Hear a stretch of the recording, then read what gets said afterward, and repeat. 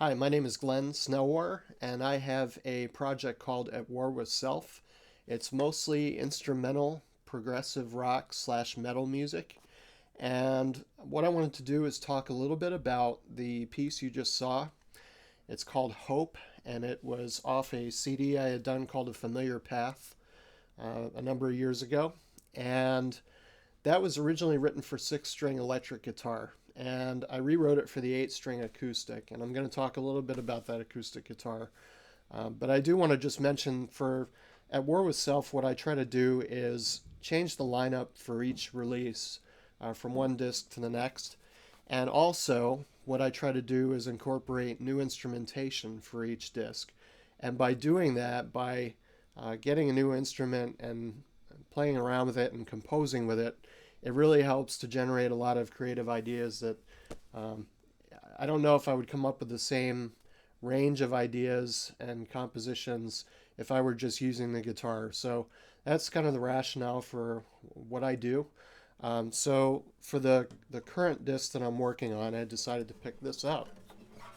This is the Agile Renaissance 8-string steel string fan fret multi-scale guitar. And it's a very unique instrument. I have not really seen anything like this before. I just got it about a week and a half ago, and I really, really like it. I'm going to just talk a little bit about what this is and where it's from. It's made by Agile, and there's a distributor called Rondo Music here in the States. And I was turned on to Rondo Music and Agile from a friend of mine who let me borrow one of his electric Agile guitars. And I was just blown away. I was really impressed with the quality and the tone and everything about it. And they're very affordable guitars too. So I went on their website and I took a look at this, and I was really surprised to see something like this with the bridge and the extended range instrument with the fan fret and the multiscale. I didn't really know anything about multiscales, but I started reading up a little bit, and I was intrigued especially with multiscales and the premise behind the slanted bridge, and particularly with an acoustic instrument. Um, the the idea is that you can get deeper bass tones because you have the bridge slanted and it compensates for the string length, that you can get richer, deeper bass tones and higher trebles than you would if you just had a straight bridge present. So that's the idea, very high level for multi-scale. And the fan fret concept just compensates for the intonation issues with the slanted bridge. So that's why the frets are slanted.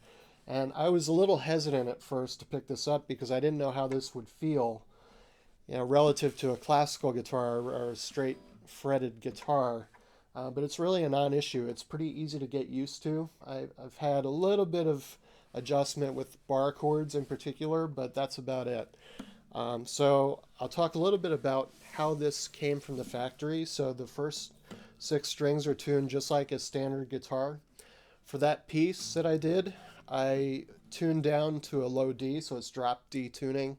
And so the sixth string is tuned down to D.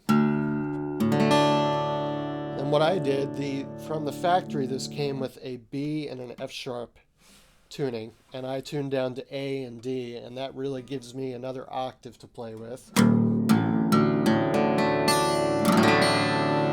Gives me that really full, rich bass sound that I was looking for, and it's perfect for this piece because it's tuned down to D. The other thing you saw me do with that piece is I was adjusting where I was playing relative to the sound hole, and I do that anyway, even on the electric guitar, just to explore the range of dynamics that I can get.